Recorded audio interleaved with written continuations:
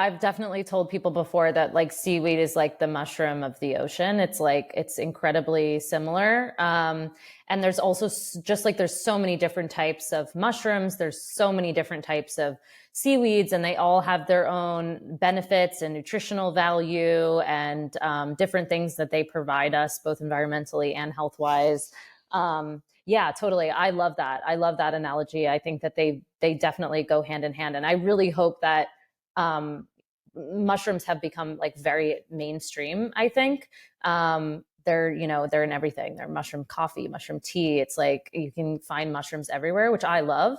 And I hope that seaweed is that same, you know, is that same way. I hope that it becomes that popular where it's like you can kind of just get it in everything and everywhere.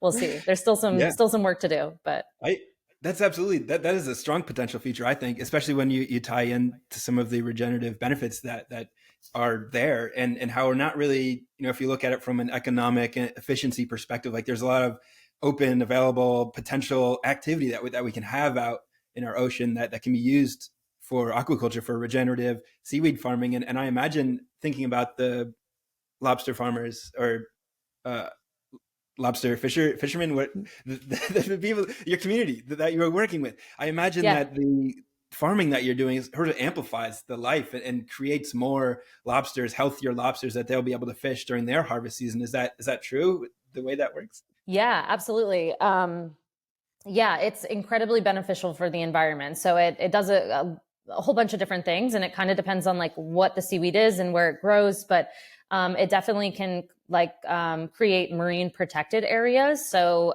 some seaweeds provide shelter for small like crabs and small lobsters to grow until they kind of like evolve and get deeper into the ocean.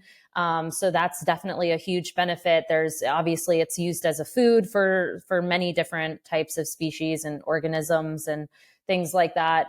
But seaweed also, as it grows, because it is a great sequester of carbon and nitrogen and phosphorus, and it's a great, amazing filter, essentially. It creates what's called a halo effect in the water, which is really cool. So there's actually been studies that have shown that when you grow seaweed in close proximity to things like shellfish, mussels, oysters, all of these different things, it actually helps harden the shells of those species and helps protect them against different diseases and things like that. So yeah, it's incredibly beneficial for the wildlife, so to speak, or the marine life within the ocean surrounding where it grows, which is really cool. And I would love to do some sort of study someday. I don't know if anybody's ever worked on this actually, but like how seaweed farming can potentially impact lobster fishing, because I don't know that that's really been studied so much. But I know like there's been a lot around growing oysters and mussels and those sort of fish, if we want to call them that, shellfish.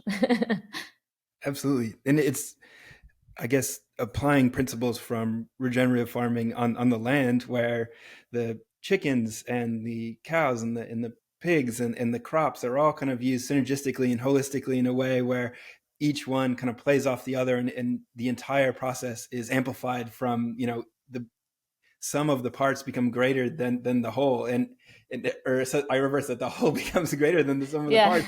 But it's this entire beautiful, intricate system working in harmony. And I imagine a similar thing is going on in the ocean underwater, where we can't really see it, but it's got to be happening on that level, where more life brings more life, and biodiversity is really just like that's the key within our ecosystem. There's a lot of talk about like carbon, and that's cool, but it leads people to think like, oh, we need to build big like air filter machines to like capture the carbon. It's like that's completely insane. We need more like regenerative farms, because then we'll capture the carbon, but then we'll also be creating nutrient dense food and jobs and beautiful landscapes, and we can do that in the ocean too. It's amazing. It blows my mind. I love it.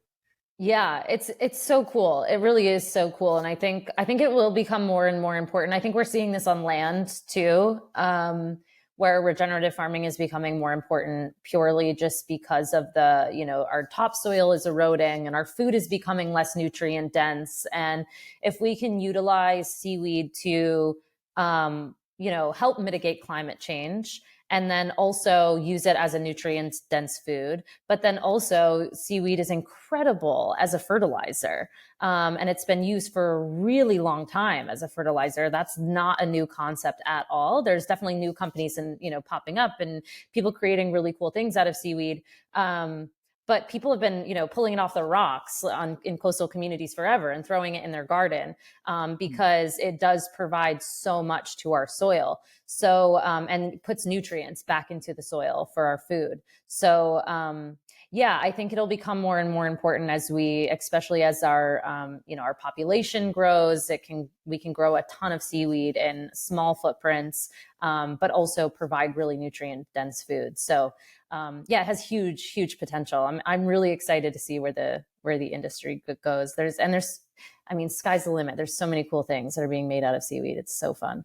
Yeah, I heard you elaborating on another podcast episode about even packaging, like biodegradable, plant-based packaging being made out of seaweed and various different kinds of algae, which is so cool as well, because the plastic that's another thing that's just getting out of control, especially along coastal communities. Like we really see it washing up on the beach and in the ocean. And it's just, yeah, that would be amazing to have some sort of biodegradable packaging. But I love this vision of packaging where you can just kind of throw it out the window and it becomes nourishment for the soil where it lands. And that's this concept of like a circular economy where everything that we have is biodegradable in a way where it's like nourishing the soil. And imagine that coming from something like a regenerative ocean farm where we've got this amazing circular sort of ecosystem, harmonious, entire process from start to finish. That would be such a beautiful world to live in. And it's a possibility.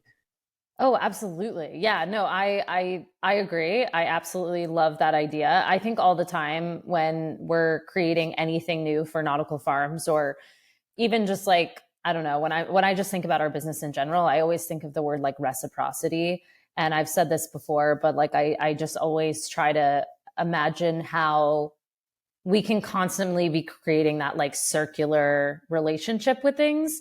And so we try to, nothing that we do is like with plastic. We try to not put anything in plastic packaging, even down to like some of our bath products have these like little tags that you can just literally throw it out and it will grow wildflowers, which is amazing for bees. And so like I try to like, get creative in ways like that. But yeah, seaweed packaging, I am super excited about. I do think that I'm always really careful to talk about like seaweed changing the world or like it being sort of this like end all be all like, situation. Cause I think that people get maybe a little bit too excited about that. And I do think that it's really important to remember a balance, that it's not going to be, seaweed is not going to literally save the world, but it's going to be a piece of how we can change the world. But it's a piece of a whole.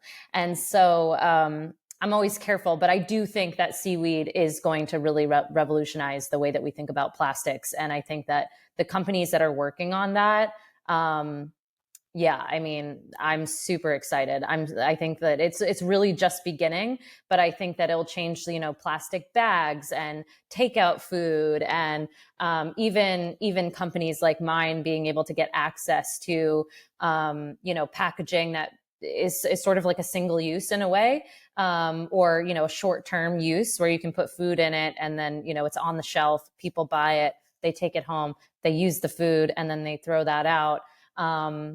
I cannot wait to get access to that and have that be more mainstream. And I hope like it also becomes rather quickly very affordable, because I think like one of the big things right now is that it's not that those solutions don't exist at all right now. It's just that the cost of them for small businesses is very high. So I hope that we can kind of do both of those things at the same time and really create a really cool system where yeah, we're like giving back to the planet through our trash. How fun would that be?